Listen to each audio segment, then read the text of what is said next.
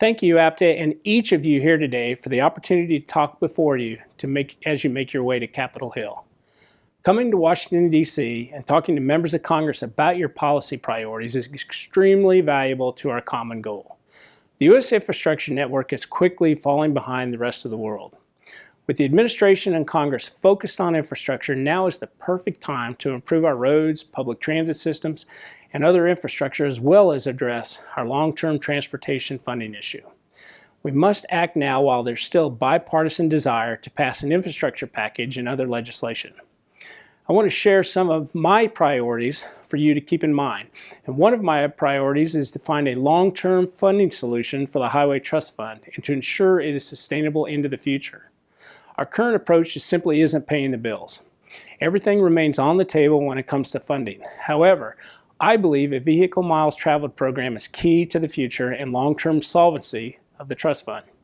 I'm amazed by all the advancements being made within the transportation space, but the federal government needs to keep up. From self-driving cars and buses to vehicles that can communicate directly with the infrastructure around them, to drones delivering packages to our doors, we all are very aware of the potential for new technologies to make transportation safer and more efficient. We need a balanced regulatory approach that's going to allow us to merge today's innovations with our current network. We also need to further streamline the project delivery process. Time is money, and streamlining project delivery can help deliver needed infrastructure improvements faster without raising costs. We should continue to look for opportunities to eliminate unnecessary delays when moving projects from concept to ribbon cutting. Looking ahead, many ideas to improve our infrastructure will be on the table. We should thoughtfully consider them all. Despite headlines that fixate on political gridlock, many of my colleagues and I know how important it is to our economy and all Americans to improve our infrastructure. I'm optimistic that we can all work together to tackle the actual gridlock that Americans face in their daily lives. Thank you again for coming to Washington and for all the work that you all do. Well, welcome, APTA members. Wish I was there to greet you on your time in Washington, D.C., but your being here is absolutely essential for our transportation agenda, and I hope to move a major infrastructure bill in this Congress that will benefit transit. As you know, we have nearly $100 billion backlog to bring our existing transit up to a state of good repair, let alone often people new, more efficient transit options, and get to areas that are currently not served by transit to help people get out of their cars, get out of congestion, deal with carbon pollution, and help them in their daily lives. So as you visit members of Congress in their office, bring it to them in a way that relates to their district.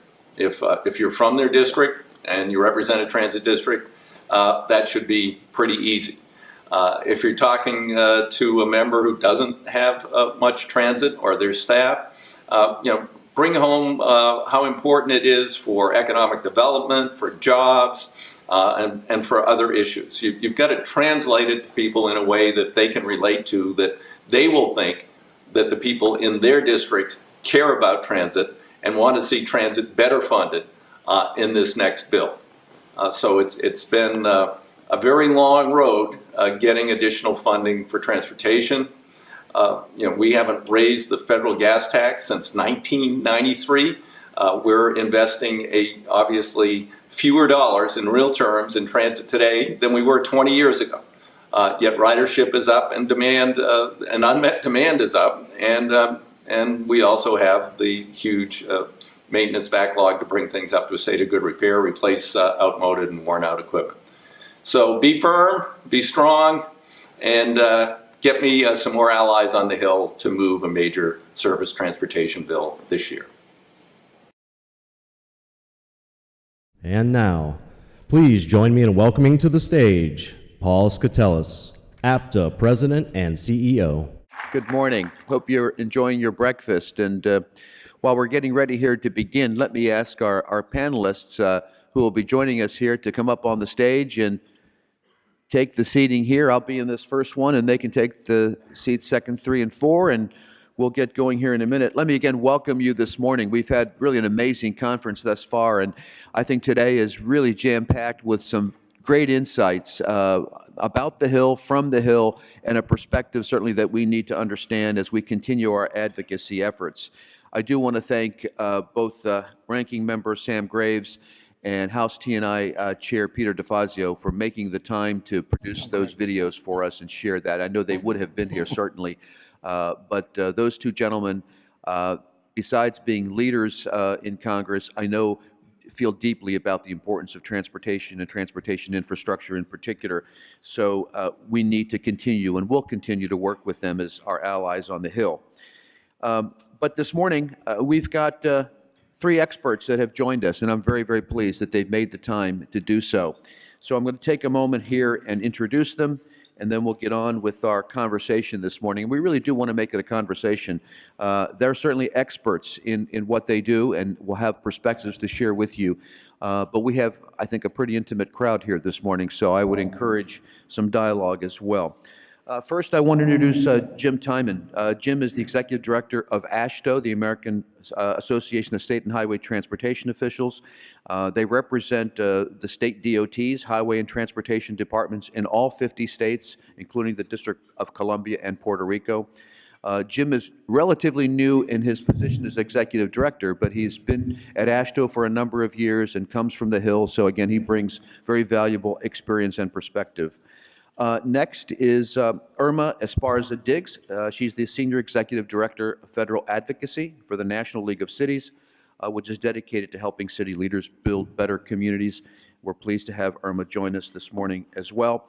Both APTA and NLC just concluded their spring conferences. I had the privilege of attending the APTA conference and participating in a panel discussion as well. You'll be hearing a bit more, I think, that perhaps what came out of their two meetings earlier this month. And so looking for their insights about the congressional reaction to our proposals. And finally, Ed Mortimer, who many of you may know. Ed has is serving as Vice President of Transportation and Infrastructure at the U.S. Chamber of Commerce. The Chamber represents the interests of more than 3 million businesses of all sizes, sectors, and regions.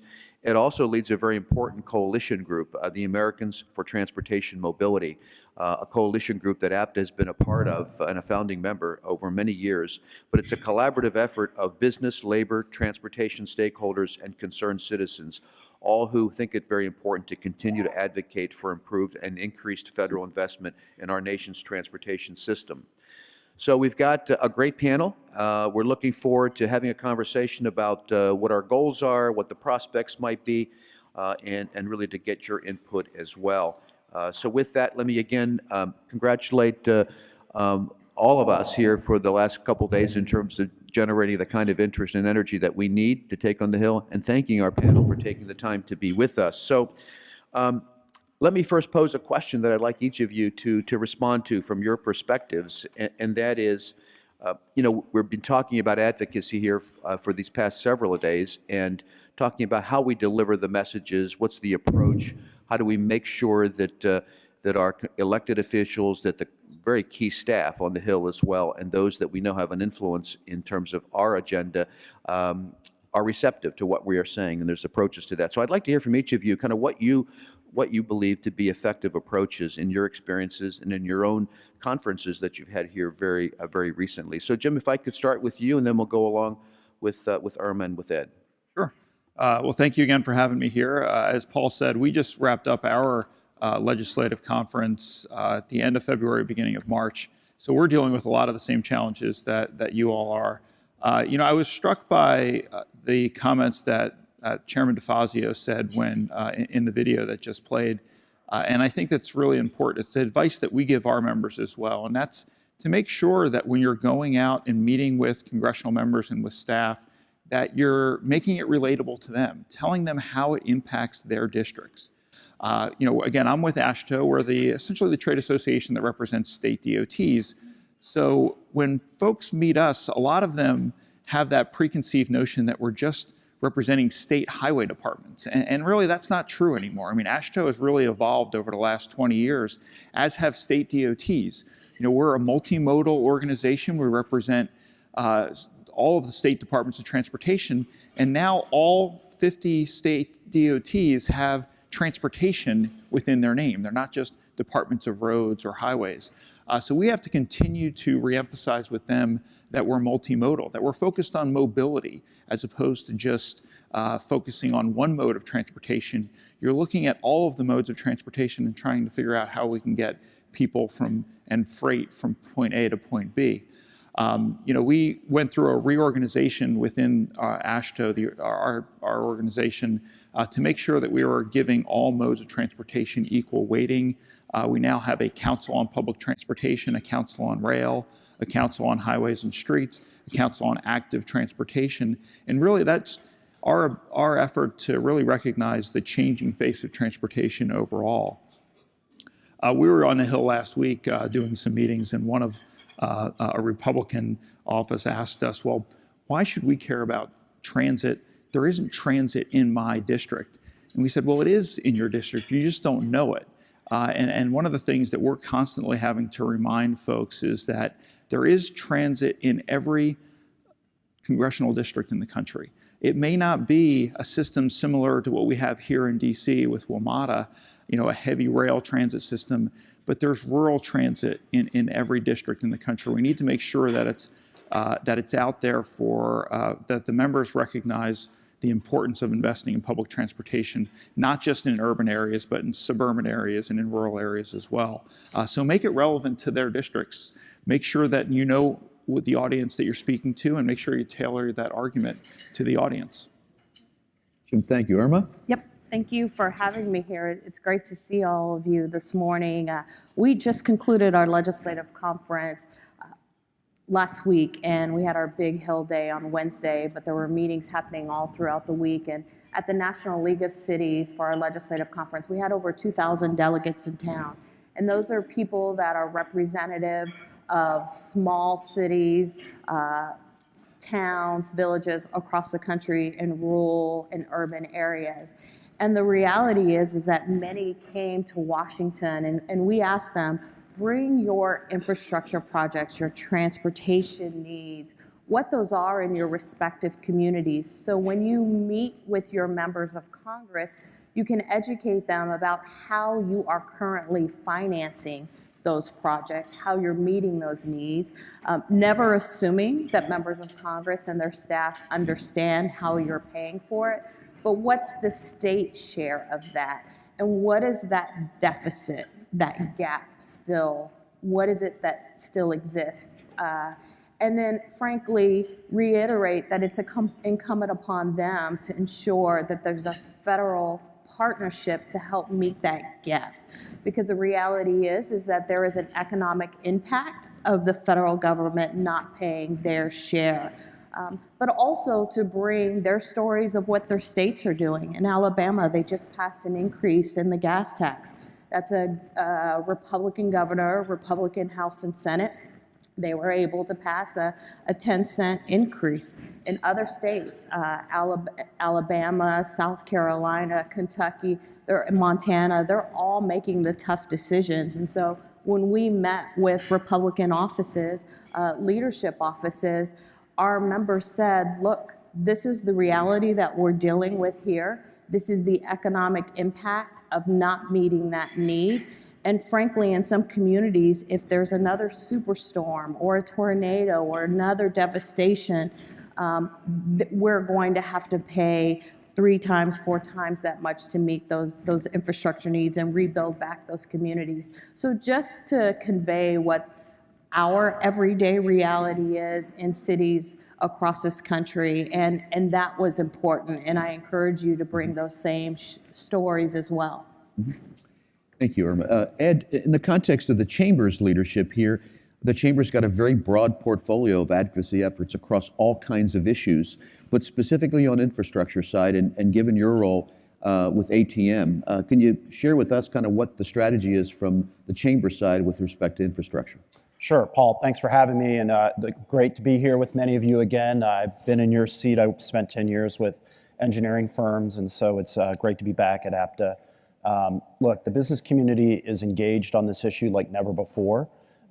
Just starting this year at the State of American Business, we named this as a top issue for the Chamber. That's the first time we've ever made infrastructure modernization a top issue. I think we view, our institution worked very hard on tax reform, which was helpful to the American business community. But if we don't follow that up with a long-term infrastructure modernization bill, we're not going to have long-term sustained economic growth. And that's what we're in the business of, is long-term economic growth. So a couple of thoughts on strategy as you go talk to a couple of members of Congress. Number one is urgency. A lot of times when we go to the Hill, they tell us, we hear you, we love infrastructure, we're going to have a hearing, or we're going to talk about it. Well, folks, we've been talking about this for several years, right? President Trump ran on infrastructure. We spent the last 2 years, all of us have been in hearings. We've heard a lot of speeches, and I think our membership is kind of sick and tired of it, and we really want action. And let me give you a couple of reasons why the action this year is so critical. So we have two things going on here. First is the expiration of the FAST Act, which expires next September. And normally, I know you guys are launching your reauthorization task force. Normally, Congress never does something before they're supposed to. But at the end of the FAST Act expiration, Congress is going to have to come up with a minimum, and it could even be more, of $100 billion just to maintain the last year of funding in the FAST Act, okay? That's basically $100 billion that they have to make a tough vote on just to keep things the way they are today. And we know they're not adequate today. So what are member of Congress going to vote on? They're not going to vote to do that. They need to vote on something new. And what the chamber's been talking about is we look at FAST Act authorization as kind of maintaining the current assets that we have, which were built 50 to 100 years ago, right? A lot of transit investment is going state of good repair. I know this association has made that a critical point. But we have a lot of communities that need to grow. And so we need to modernize. We need to have 21st century infrastructure. So we kind of look at it as two different things. Congress may meld them together.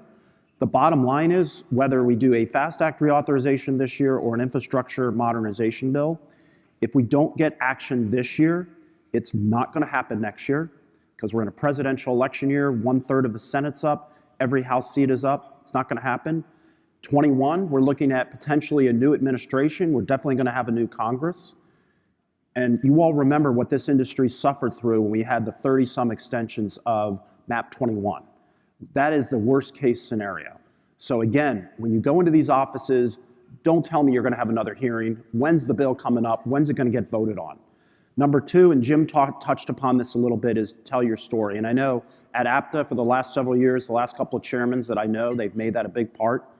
And let me tell you a real life example of why telling your story is critically important. So our CEO, Tom Donahue, testified in front of the House Ways and Means Committee a couple weeks ago. Congressman Tom Rice from South Carolina basically started going off and saying he represented a rural district in South Carolina who would never use transit. And why would his citizens support 20% of the Highway Trust Fund going to transit? It's amazing we're still having this discussion in 2019, but it goes to show you that we still have to educate. Now, what Mr. Rice has been educated on since that hearing is our CEO stood up and said very quickly, the business community is 100% behind public transit as part of the Highway Trust Fund, and we will never step back from that, number one, okay? Yeah.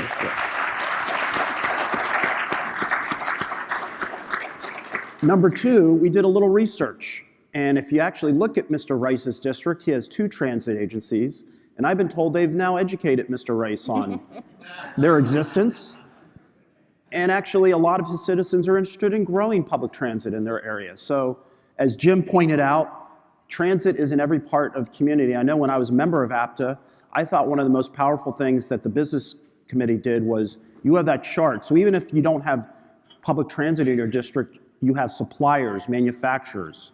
So continuing to tell that story, even at offices where you may not be received very well, if we can keep some of these folks neutral, we can get something done.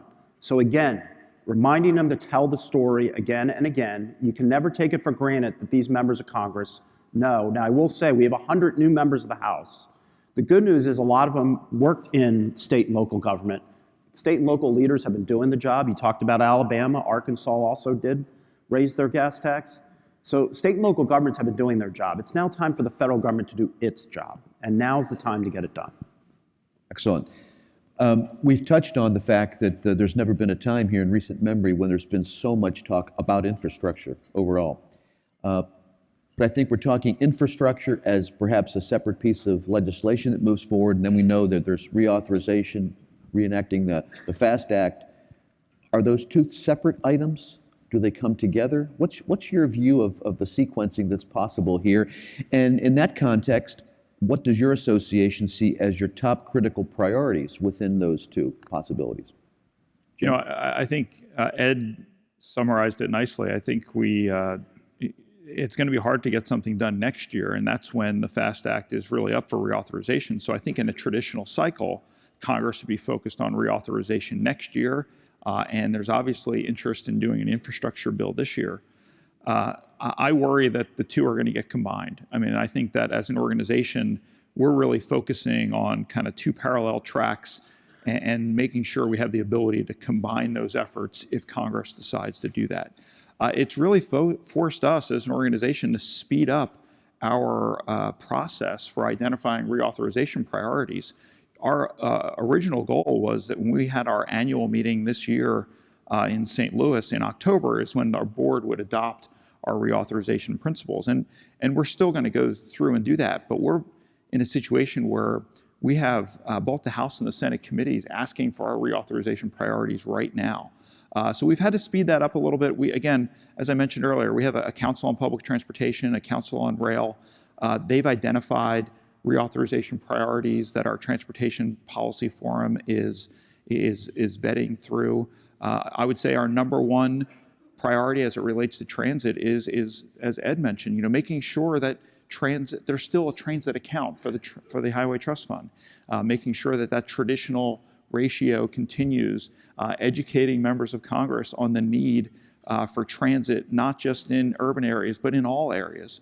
That's our number one priority. We're also making sure that we're looking to grow the bus and bus-related facilities program, both the formula and the discretionary side, funding Amtrak's Northeast Corridor and the national network. A lot of folks don't realize that states are having a growing role in funding intercity passenger rail. So we're trying to convey that as well. So we're continuing to be strong proponents of public transportation, continuing to push back on some of the folks out there that say that maybe gas tax revenue or highway trust fund revenue shouldn't be used for transit. And that'll continue to be our efforts moving forward. And I might add, you all certainly know this, and certainly the APTA perspective too, is that this coalition has been successful for many, many years. It's strong. We believe in it.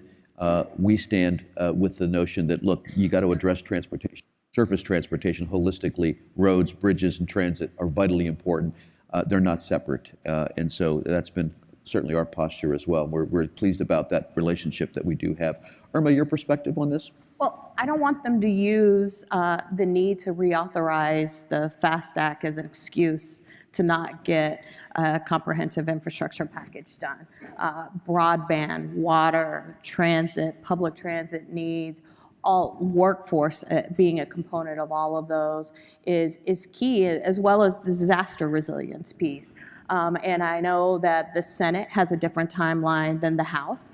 But frankly, I think that it's going to be incumbent upon Leader McConnell to say to the committees that have jurisdiction for them to do their part, but give them a goal in terms of a time that they need to have their bills out of committee so that they can bring those votes to the floor or bring a vote to the floor on an infrastructure package as well as the reauthorization of the FAST Act.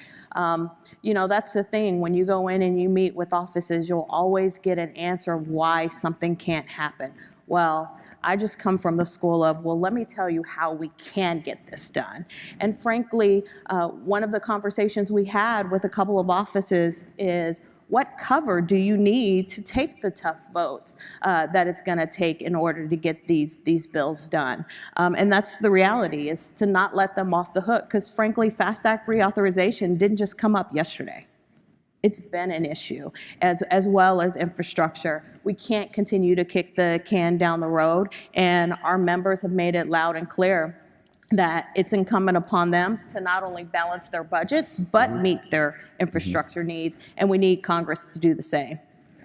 Ed, what do you think? We're going to see the possibility of a separate infrastructure bill and then reauthorization? What's your notion? Well, I think with Jim and we would like to see them separate in the reality that we at the Chamber certainly look at infrastructure broader than surface. Surface is critical, and it's a very important part of an infrastructure debate. But again, the water issues, broadband, we view those as, that is true infrastructure and that's true economic development. That being said, the reality is that we need a revenue adjustment to reauthorize the FAST Act, right? And so as Jim pointed out, you're probably not going to get a revenue adjustment in 2020. So the question is could Congress pass a bill this year on infrastructure broad that includes some revenue adjustment to the Highway Trust Fund that then would allow Congress next year to do just a policy bill? I've been doing this a while. I'll just give you my humble opinion, is members of Congress are not going to vote for revenue unless they know exactly what they're getting when they vote for it. And so whether we like it or not, it's perhaps inevitable that they become combined. I will say our friends in the House, we're certainly hoping to keep them separate, but I think has been mentioned, both the Senate Environment and Public Works Committee and the Senate Commerce Committee have met with us and view a reauthorization of the FAST Act as a backbone for other infrastructure issues. So I think you need to be prepared. So I think it's good that all of us are expediting our reauthorization task force. It's really challenging in the sense that a lot of the FAST Act provisions haven't been fully implemented, so it's really hard to tell them. But again, it comes down to we got to come up with some new revenue. I think you all know the Chamber has come out very aggressive with a 25-cent gas tax increase, 5 cents a year over 25 years. We're continuing to push that on Capitol Hill. I can tell you when we used to talk about that 10 years ago, we were laughed out of offices. You don't see a lot of laughing anymore. The House Ways and Means Committee had 5 witnesses. 4 of the 5 witnesses said, we need to do it now. The chairman of the committee said he's open to that discussion. We sense there's bipartisan support to move something forward. And again, I think in the last 4 years, 35 states have done it. Yeah. So the reality is that it can't happen isn't true. It's a misnomer. ARPA has done good research that shows, I believe it's like 95, 96% of all local officials that vote for an increase in the gas tax get reelected. So the reality is that men and women have to do, we elect these folks to do, this is a tough vote, no doubt about it. We respect that. I always get a lot of grief at the U.S. Chamber. This is the only tax that the U.S. Chamber has ever supported increasing, right? But it's something that we need federal leadership. We're not going to have interstate commerce without federal support. State and local governments have done their jobs. It is now time for the federal government to do its job. And so this is time to take the tough vote, folks. And for us to just go into offices and accept the fact that a member says, we hear you and we'll take it under consideration, it's not acceptable anymore. It's, are you with us or you're not? And our CEO is basically out there saying, look, if a member of Congress is willing to take a vote on revenue for infrastructure, whether they're Republican, Democrat, or independent, he's going to go to the district. Yep. If they get grief in a primary, he's going to go to their district. Yep. And that's what it's going to take to get this done. We have to stand up for elected leaders who are willing to take this tough vote, whether they're Republican or Democrat. So this is going to be a tough thing, but it's time for us to come together and get it done. Yeah. We've built this up over the last several years. We now have a window of opportunity. These windows don't open very often. We got to take advantage of it. There's no doubt the Chamber really has stepped up last year and reaffirmed its position with regards to raising the gas tax. And all of us have signed on saying that's the way we need to be going forward. But there are always questions that come up. Why the gas tax? Yep. Why not something else? Why not vehicle miles traveled? There must be other resources or other mechanisms to pay for this. Just like to hear each of your perspectives on that issue of, okay, if we find a way to pay for this, why the gas tax? I think the gas tax is still the most efficient way to collect revenue as a proxy of use of the system. So, I think some of the other options that are being considered are great options moving forward, but they're not going to fix our problem today. We're essentially spending $15 billion a year more from the Highway Trust Fund than we're bringing in revenue. In order to just pay for what we're spending now, we're going to have to increase the gas tax, somewhere between 10 and 15 cents. I think one of the reasons that the Chamber is saying you need to go to a quarter is that, you want to be able to go back to members of Congress and say that if you increase the gas tax, we're going to do more than we're doing now. And just to pay for what we're doing now, if you need to do it 10 or 15 cents, that's a hard sell, I think, to members of Congress. We're absolutely open to looking into a vehicle miles traveled fee. I think there are some great pilot programs that are going on right now. I think that next reauthorization bill, we're going to need to build on those pilot programs. I know some members of Congress has talked about a voluntary nationwide VMT program for us to look into in the next reauthorization cycle. I think that's a great idea as well. But right now, the gas tax continues to be the most efficient way for us to go out there and collect revenue for use of the system. It's a ridiculously high percentage of the revenue that's collected from just less than 100 users, or from 100 collection facilities, because we charge the federal tax at the rack. When we start to go to a VMT fee, we're going to have to figure out how are we collecting from each individual driver, and I think there are some technology challenges associated with that. We'll get past that. We'll get there. We're just not there today. It is a solution, I think, that is a viable option in the next 10 or 15 years. But right now, the gas tax continues to be the most viable source. Irma, anything else you want to add to that? I think funding a comprehensive infrastructure package is $1 trillion number. And the reality is it starts with keeping the highway trust fund solvent.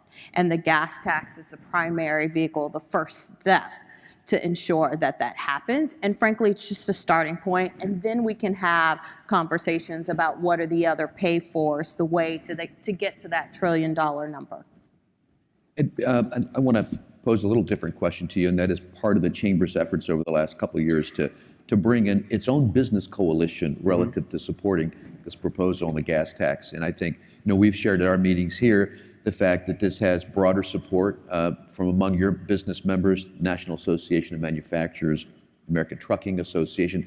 I think it's an interesting piece here for this group to hear kind of your perspective on how did we manage to get those two entities to say, yes, let's increase the gas tax to support infrastructure? Well, I think we've grown that. I also give both League of Cities and APTA a lot of credit. We've grown our partnership with our elected leaders at the state and local level, and I think they are frustrated that they've been dealing with a federal government who hasn't dealt with an issue. So we've grown that way with getting some more local officials involved. In our business community, our businesses just can't get to where they need to go. So what they're seeing is we're seeing plumbers who are making one less stop. That costs money. We're seeing in an e-commerce environment, which is very different than what the interstate highway was built for, we don't have an adequate infrastructure to handle e-commerce environments, so less stops are being made. We all want something as soon as we order it, point and click and get. And we can't do that right now in a lot of parts of this country.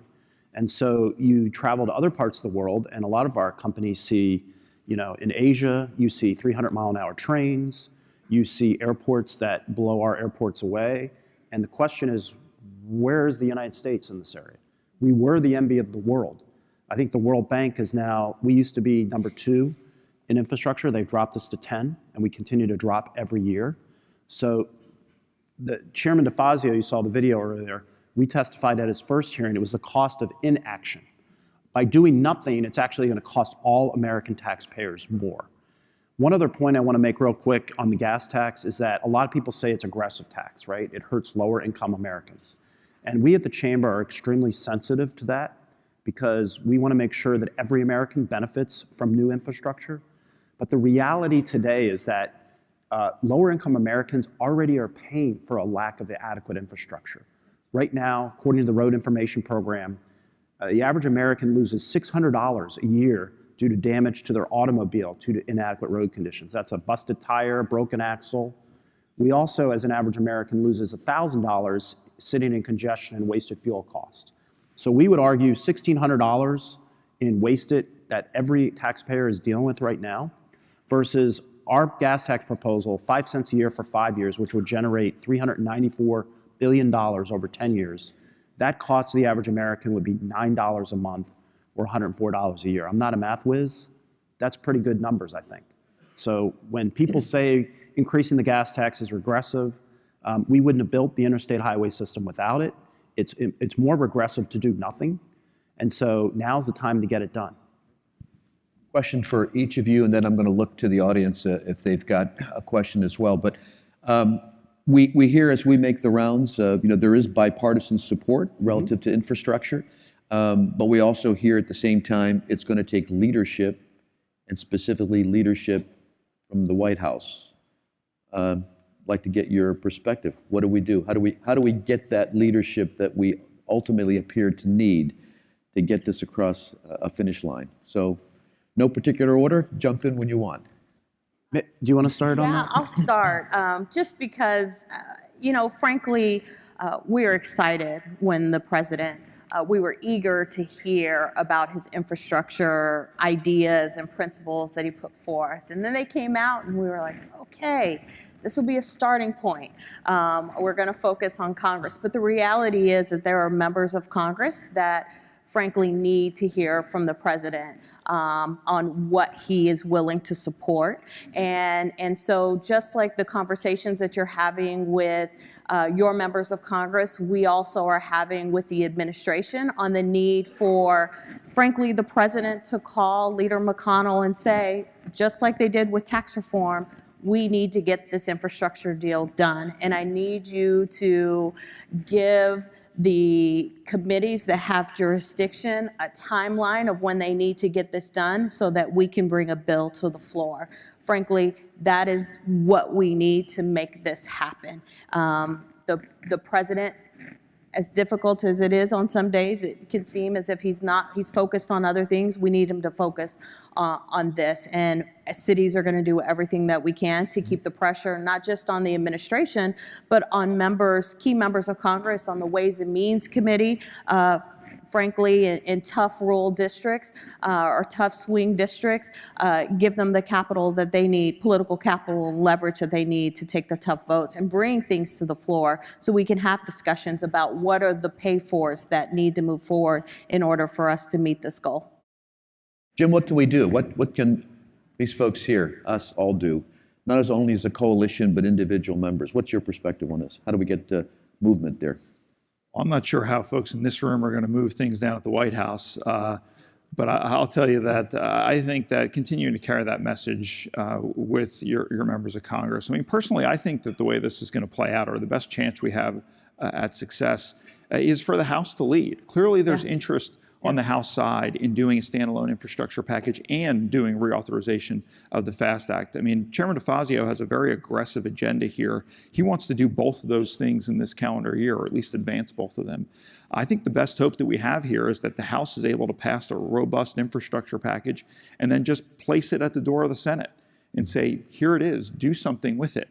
I think if that happens, then you mobilize with the folks in the Senate and then say, look, you have a package here that you can pick up and you can debate.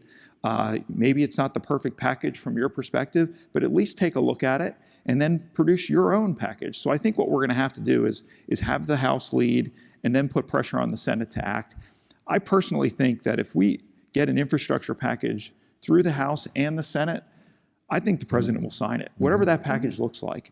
If it's able to get through a Republican-controlled Senate, the president is going to put his signature on it. And I think, Ed brought up a great point that if we wait until this time next year, this place is going to lock down pretty tight. But Congress and the administration are going to want wins. And this is probably one of the few areas out there that you can have a win for both Democrats, Republicans, and the White House. So let's keep our fingers crossed and hope that happens. I think we're going to have to put pressure on the House to lead. And if they do that, then we put pressure on the Senate to act accordingly. Any other thoughts, Ed? Yeah, a couple of things. So look, the president has ran on this, talked about it as most recently as a State of the Union address. In the budget, which we can argue the budget was a messaging document, but it did include a $200 billion placeholder for infrastructure. It's a start. But look, I agree with Jim, the House needs to lead, but the reality is the House isn't going to lead unless they have presidential support. If you look at all the times we've increased the gas tax, Ronald Reagan, George Herbert Walker Bush, it takes presidential leadership to get a revenue adjustment through. I don't think we can wait till the House has a big vote. I think we need to support particularly our House Republican friends, to know the administration is going to stand behind them to take a tough vote. And so we have various activities going on with trying to get, we have regular conversations with the administration. They've been positive. But again, I think if you hear in my voice, I'm willing to meet with anybody. We're glad to have conversations. It's time to put up or shut up, right? And so we need the president to let people know that he's going to stand behind them to make this vote. And so I would argue we need the administration to step up earlier than later. And if you guys don't see an infrastructure bill moving through the House by the July recess, we're in real trouble. So we're working as feverishly as we can in a variety of activities, both advocacy, grassroots, media campaign, to make sure that the president will do the right thing at the right time. We can't wait. We have a small window here.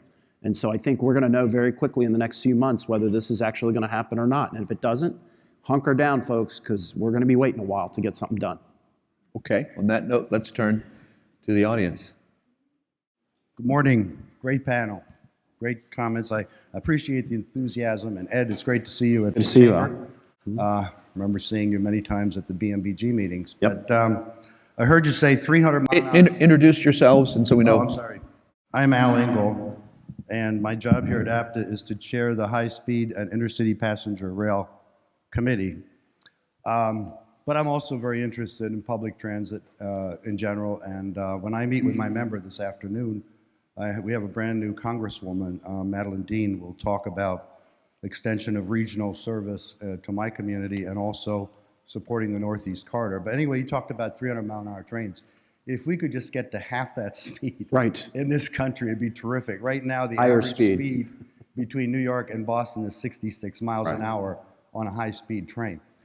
10 years ago, about this time, there was $8 billion appropriated for high-speed rail, and then another $2 billion. Then we changed Congresses, and then the high-speed rail department ended at Amtrak. But anyway, now that we have Nancy Pelosi back in the seat, do you think it's possible to get back to those levels?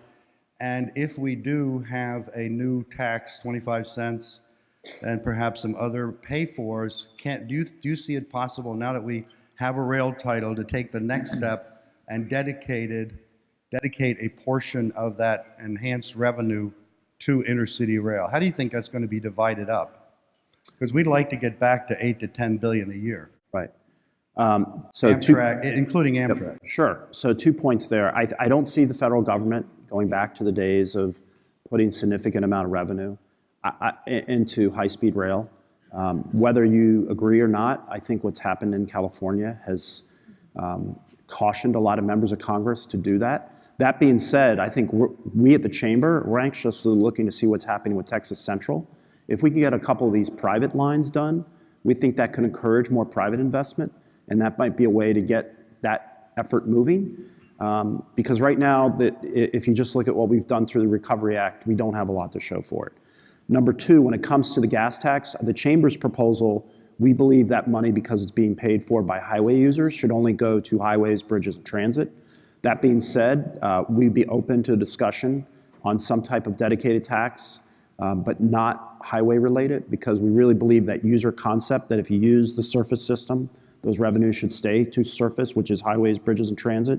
That's what we've agreed to now. I don't see any effort in Congress to expand that in the near future. So what you're saying is we're going to depend on general fund money for intercity rail? In the short term, yes. Yeah, and if I can just jump in as well, just quickly, because I think we're seeing more and more states getting out there to support intercity rail as well. I mean, states... California. But not just California. I mean, there are state-supported routes. I mean, essentially, state-supported routes are carrying almost 50% of Amtrak's ridership at this point. So, unfortunately, while the federal government maybe isn't stepping up and doing as much as they should, states are having to fill that gap, and they're gladly doing that. We'd love to see more, I think, invested at the federal level. Intercity passenger rail has to be part of that multimodal approach to moving folks around this country. I do agree with that. I think that if we're able to get a gas tax increase, it likely has to stay within the highway transit, highway safety realm, that revenue, because the needs there are so great, and then it's easier to make that connection back to the direct impact for the users. Thank you, Al. Let's take the next question. We got, I think, a couple more minutes. Hi, my name is Becca Green. I'm with Little Rock, Arkansas, Rock Region Metro. And I feel like, thank you, first of all, for sharing your perspectives with us this morning. And I feel like you guys are the perfect group to answer my question, because Arkansas is one of 5 states, I think, in the country whose DOT chooses not to flex funding for highways to public transit. Our former mayor, who just left office in January, was the president of the National League of Cities. And our state and local chambers have supported our gas tax increase, which does not benefit public transit. And also was one of several chambers across the country, I think, to try to attract Amazon HQ too, who counted public transit as one of their top reasons to come to a community and set up shop.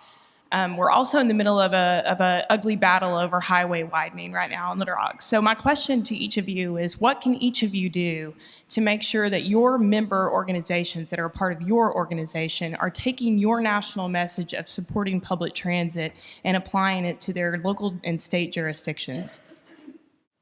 Sure. So, I will say this, that states actually spend more on public transit than the federal government does, almost twice as much. I mean, we're spending about $19 billion a year across the country from state DOTs investing in transit. So it's clearly a priority for states to do that. We continue to emphasize that with our membership.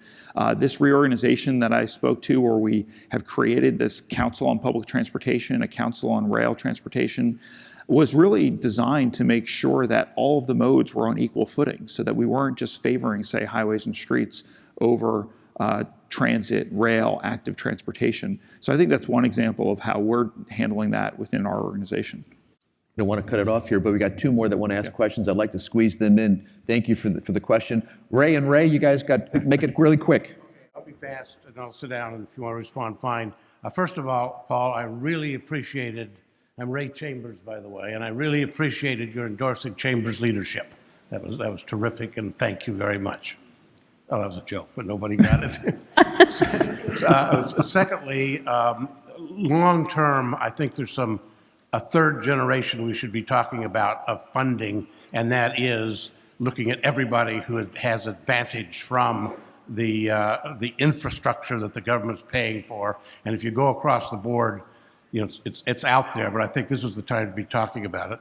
And lastly, the conversation you had was right in my wheelhouse, which is there are 29 state-supported routes where they're putting $300 million a year from a congressional mandate, and the states really need some help. And that's what we're going to be pushing on, and we are not at all adverse to some sort of a user fee, whether it be a passenger fee or something. But I think it should be a critical part of the next legislation. Thank you. Really appreciate the presentation. Ray Milady, I chair the legislative subcommittee for the business members. I love the message. We repeat it everywhere we go about the need to be vocal, to stress the urgency. The document that the Chamber put together, a nickel a year for 5 years, indexed to inflation, paralleling that with a VMT. Can you quickly speak to that transition? Because some of my meetings on the Hill, the focus is, well, we don't need to touch the gas tax. Let's look at the future. And I see that as being further away. So I see the short term being the gas tax solution. And I think that's how we look at it. We believe if our fuel tax proposal would be enacted into law, that would be the last time Congress would use a gas tax, hopefully, and that would probably hopefully be 2 reauthorization cycles from now. The discussion would be, how do we implement a full VMT? So we're open. I'm actually in the I-95 VMT pilot because I wanted to know it myself. I can tell you, while one of the simplest confusions is we have 17 states on the I-95 corridor. There's 17 different privacy laws. So actually the coalition's been working with all the state governments to try to get them all, together. So while there's a great opportunity there, we're not there yet. And I think Jim highlighted some of the concerns that right now we collect the gasoline tax from 100 and some users at the rack versus we have 250 million vehicles. That's going to be a challenge. The other reality is that, a lot of people say electric vehicles are taking over. Well, if you actually look at the numbers, according to the amount of vehicle miles traveled, it's about 1% of all vehicle miles traveled. The most optimistic says it gets up to 2%. So we at the Chamber have said, sure, look, we think states, if they want to charge a registration fee on electric vehicles at the battery, we think that's fine. I believe when Alabama just did that, Tennessee's done it, to make sure they collect something, because some of these electric vehicles are heavy. But eventually, we're going to move away from the fuel tax, and we're going to move to the user fee. But again, just talk to the pilots all over the country. We're 10 to 15 years away from that. Anything, we're closing it out here, Jim or Irma, anything you want to say just in closing? Again, we just named our public Council on Public Transportation chair, Roger Millar from Washington State. He's a great champion for these issues. That's great for us. The other thing I'll point out, Ed and Irma have mentioned that a lot of states around the country have increased their state gas tax. One of the things that I'm starting to get concerned about is, states are doing this because they view it as kind of stepping up on their own. They're not doing it because they don't expect the federal government to step up. Yeah. Well, Michigan right now has a 40-cent gas tax increase proposal out there. As more states do this, is that going to make it harder at the federal level for them to do it? If I'm a legislator from Michigan and we've just done it within our state, say a 45-cent gas tax increase, can I go out there and then support a 25-cent federal gas tax increase? The federal government has to act. They have to act now. It's going to get harder the farther away we go. And Jim, we've got the same rhetoric or discussion going on. We've got ballot measures that are passing at an 80% clip across the country. So locals are stepping up, raising their own revenues, but in large measures there because there's been a federal partner.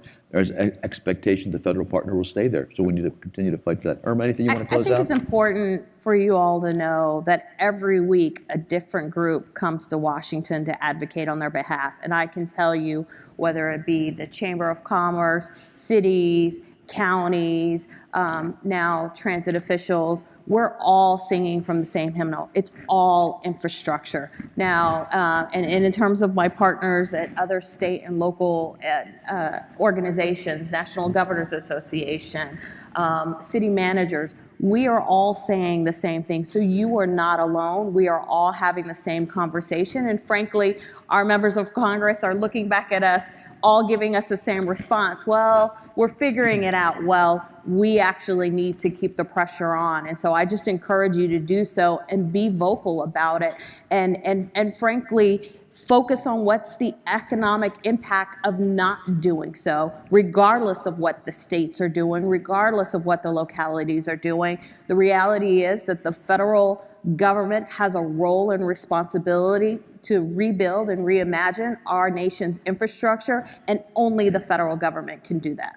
Well, we appreciate all of what you've contributed today. Thank you for being with us. Know for sure that our partnership and coalition will stay strong. We'll continue to work together. Thank you. Let's get this done. It's critically important for all of us and for the nation. So Jim, Irma, Ed, thanks so much for being here today. Thank you, Paul. Thank you.